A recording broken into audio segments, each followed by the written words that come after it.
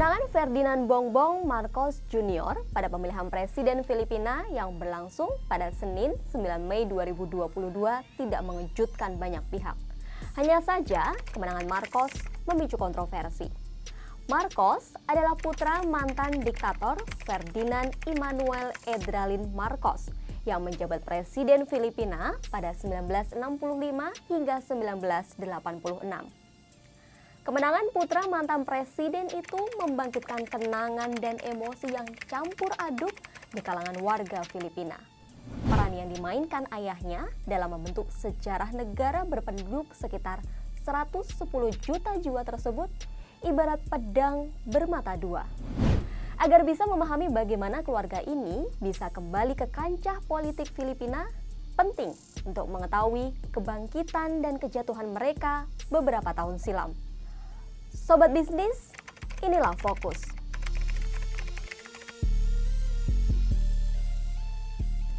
Meski menjadi presiden sejak 1965, Ferdinand Marcos Senior baru sepenuhnya mengendalikan Filipina pada 1972 atau setahun sebelum masa jabatan yang kedua berakhir. Alih-alih bersiap lengser, Marcos justru menetapkan undang-undang darurat. Hal ini membuat parlemen dibekukan, politisi oposisi ditahan, dan penyensoran total diterapkan.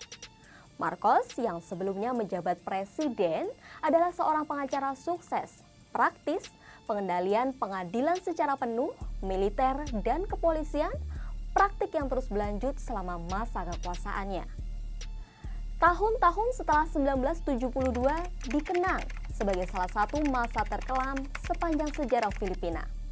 Jutaan orang hidup dalam kemiskinan parah, berbagai pelanggaran hak asasi manusia, dan korupsi merajalela di tengah tumpukan hutang negara.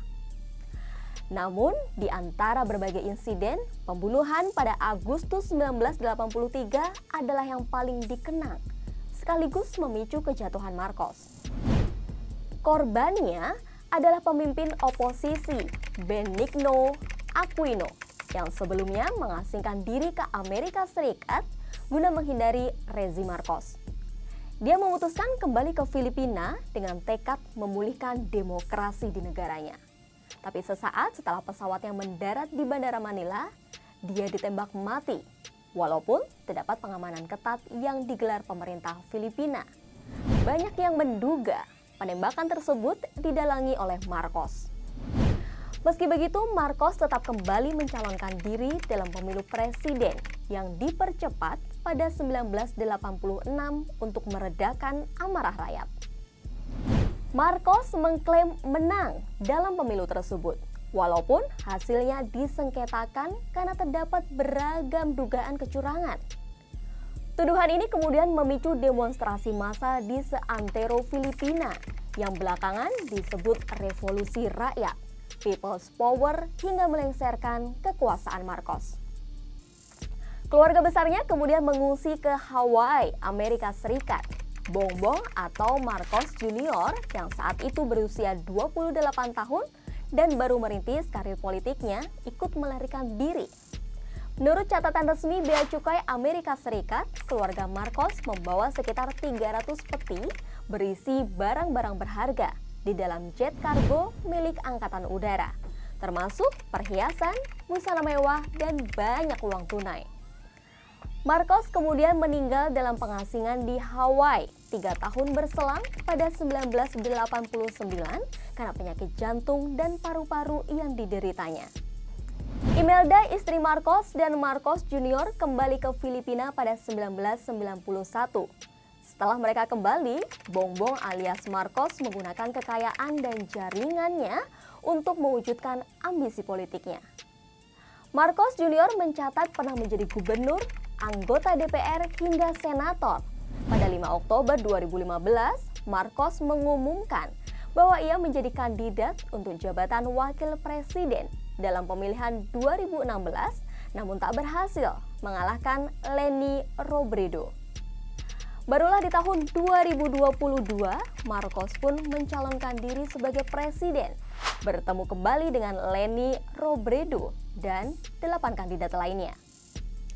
Pencalonan Marcos menjadi pro dan kontra di kalangan penduduk kepulauan tersebut.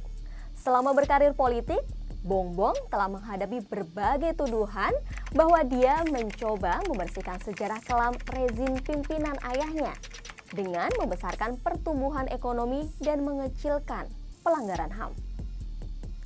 Bongbong melihat peluang tersebut, kemudian dia mencitrakan dirinya sebagai kandidat untuk perubahan, menjanjikan kebahagiaan serta persatuan kepada rakyat yang lelah didera polarisasi politik selama bertahun-tahun. Belum lagi pandemi COVID-19 dan haus akan perbaikan. Kampanye semacam ini telah Marcos mulai setidaknya 1 dekade lalu. Ratusan video yang diedit secara manipulatif diunggah ke YouTube, kemudian dibagikan ulang melalui laman-laman Facebook, Instagram, Twitter, hingga TikTok. Alih-alih fokus pada periode ketika Marcos menerapkan undang-undang darurat yang syarat dengan pelanggaran HAM, korupsi, dan ekonomi yang nyaris ambruk, kampanye media sosial keluarga Marcos memperlihatkan kepada publik bahwa Filipina seolah-olah adalah negara sejahtera dan tiada kejahatan ketika Ferdinand Marcos memerintah. Hal ini lantas meyakinkan jutaan warga Filipina, juga didorong kekecewaan publik secara umum oleh kegagalan pemerintah pasca 1986 dalam mendatangkan perbaikan signifikan untuk masyarakat miskin di Filipina. Dalam masa kampanye, gabungan para pencari fakta yang berkolaborasi dalam wadah sek.ph mendapati bahwa hingga April 2022, sebanyak 92% disinformasi daring mengenai kampanye Marcos berisi sanjungan terhadap Bongbong. Penelitian yang menunjukkan bahwa calon presiden terkuat Ferdinand Bongbong Marcos Jr. adalah penerimaan manfaat terbesar dari berita palsu ini. Di sisi lain, saingan politik terbesar Bongbong, yakni Leni Robredo, adalah korban terbesar disinformasi ini. Ditambah lagi dengan Marcos menjauhi debat kandidat presiden dan menolak wawancara dengan media, dia dapat menghindari pertanyaan-pertanyaan dan rekam jejak keluarganya, sekaligus mampu mempertahankan ilusi keselarasan meski jutaan orang menentangnya. Ada pula masalah pajak yang belum dibayar terkait harta keluarga Marcos. Bongbong telah dinyatakan bersalah lantaran gagal melaporkan pajak pada 1995. Kemudian terdapat putusan pengadilan di Amerika Serikat yang menyatakan Bongbong bersalah karena tidak membayar uang ganti rugi kepada para korban pelanggaran HAM semasa ayahnya berkuasa. Ini membuat kunjungan Bongbong ke Amerika Serikat, sekutu dekat Filipina, bakal menjadi masalah pelik pada saat dia menjadi presiden. Namun upaya dalam membangun pengaruh politik tampaknya sempurna dengan kiprahnya pada pemilu 2022. Marcos tak berjuang sendirian, tapi ia beraliansi dengan dinasti kuat lainnya, yakni keluarga Duterte.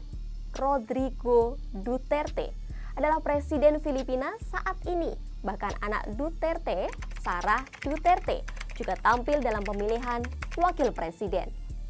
Laporan terakhir pada 11 Mei 2022, penghitungan suara telah mencapai 94,2%. Hasil sementara menunjukkan Marcos Jr. meraih 30.015.540 suara atau mewakili 58,86% dari total suara yang dilaporkan untuk semua kandidat presiden. Meraih lebih dari 2 kali lipat suara dari lawan terdekatnya, Wakil Presiden Leni Robredo yang mengumpulkan 14.309.524 suara atau 28,06%. Marcos Jr. tidak saja dipilih oleh kaum tua yang menikmati kehidupan pada era bapaknya, tapi juga didukung oleh kelompok usia muda yang belum lahir pada saat ayahnya berkuasa. Dari hasil pemilu, dukungan terhadap Marcos Jr. tidak hanya terlihat di kampung halamannya saja, yakni di wilayah Ilocos Norte di utara, tapi juga merata di wilayah lainnya. Sementara wakil presiden terpilih Sara Duterte, anak mantan Presiden Rodrigo Duterte, hampir dipastikan mendampingi Marcos Junior dengan mendapatkan 61,08%. Marcos akan memimpin selama 6 tahun ke depan dan kembali menguasai istana kepresidenan Malacañang. Lepas dari topik itu, ada sejumlah pertanyaan yang lebih besar. Bagaimana korupsi yang selalu menjadi masalah di Filipina akan ditangani oleh keluarga dengan reputasi seperti keluarga Marcos? Lalu sorotan terbesar ditujukan pada nasib demokrasi dan hak-hak sipil. Dua hal yang dicederai selama masa kepemimpinan Presiden Duterte. Bagaimana Bongbong berurusan dengan kubu oposisi yang menentang pemerintah Marcos? Lalu seberapa bebas media dalam menyelidiki masa lalu keluarganya? Kini rakyat Filipina tinggal menunggu janji kampanye Marcos yang berkomitmen untuk membangkitkan kembali ekonomi yang dihantam pandemi COVID-19 serta mengerek penyerapan tenaga kerja. Filipina dan Indonesia punya kenangan yang mirip. Ferdinand Marcos dan Suharto mewakili masa lalu yang penuh kontroversi. Menariknya, setelah sekian tahun berlalu, klan politik tersebut berupaya kembali ke puncak kekuasaan. Menariknya, setelah sekian tahun berlalu, klan politik tersebut berupaya kembali ke puncak kekuasaan. Klan Marcos berhasil menuai kesuksesan, sementara klan Suharto masih berjibaku menghadapi perpecahan. Apakah iya narasi "piye kabare, enak zaman kuto" menjadi jargon utama klan Marcos?